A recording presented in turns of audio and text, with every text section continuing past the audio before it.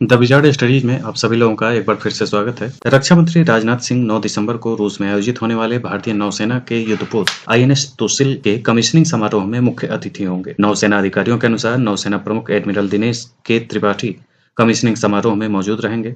युद्धपोत का निर्माण एक रूसी शिपयार्ड द्वारा किया गया है और इसमें कई अन्य उपकरणों के साथ बड़ी संख्या में स्वदेशी एंटीशिप और लैंड अटैक क्रूज मिसाइलें लगी हुई हैं। भारतीय नौसेना ने घोषणा की है कि आईएनएस तुसिल 9 दिसंबर को भारतीय नौसेना के शस्त्रागार को मजबूत करेगा।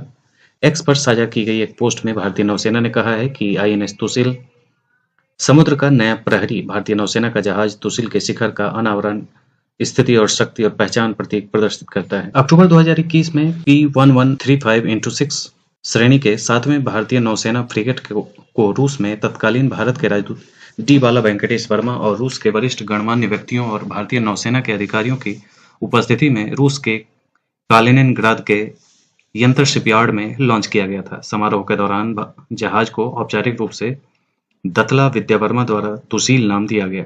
रक्षा मंत्रालय की पिछली प्रेस विज्ञप्ति के अनुसार तुसील एक संस्कृत भाषा का शब्द है जिसका अर्थ होता है रक्षक ढाल। रूस में प्रोजेक्ट 1135x6 के 2 जहाजों और मेसर्स गोवा शिपयार्ड लिमिटेड में भारत में 2 जहाजों के निर्माण के लिए भारत और रूस की सरकारों के बीच एक अंतर सरकारी समझौते के आधार पर 2 जहाजों के निर्माण के लिए अनुबंध पर 18 अक्टूबर को भारत और रूस के बीच हस्ताक्षर किए गए थे। राजनाथ सिंह की रूस यात्रा प्रधानमंत्री नरेंद्र मोदी की मॉस्को यात्रा के कुछ महीने बाद हुई है। अक्टूबर की शुरुआत में प्रधानमंत्री मोदी ने ब्रिक्स शिखर सम्मेलन में भाग लेने के लिए 2 दिवसीय यात्रा के लिए रूस के कजान का दौरा किया था। उन्होंने रूसी राष्ट्रपति व्लादिमीर पुतिन, रूस के लोगों और उनकी सरकार को उनके आतिथ्य के लिए धन्यवाद दिया।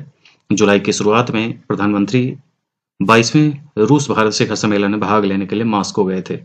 तीसरी बार पद संभालने के बाद यह प्रधानमंत्री मोदी की पहली द्विपक्षीय यात्रा थी।